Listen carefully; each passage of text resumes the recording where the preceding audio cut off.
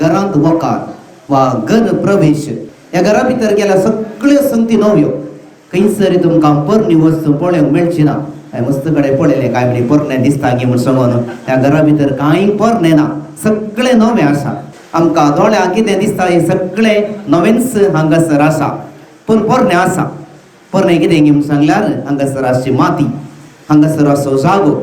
हो मलगाड्यांत हांव देंवन आयलो आनी ह्या मलगाड्यांच्या जाग्यार ह्या मातयेचेर तांणी हें घर बांदलां.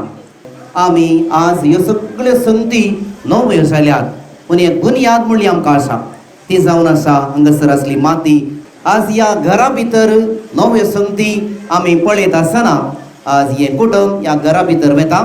सगळ्यो संगती नव्यो जावंक आसात, आमचें जिवीत नवें जावंक आसा. घर बांदचें एक व्हडलें साहस आनी नव्या घरान सुरू करचें जिवीत तें नव्यापणान भरोवंक जाय.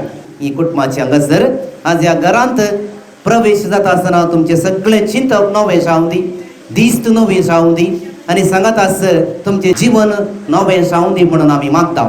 जाको परनो मलगाड्यांत हांव देंवन आयलें. ते देखून आमकां एक संप्रदाय आसा, मलगाड्यान दिल्लो भावार्थ आसा.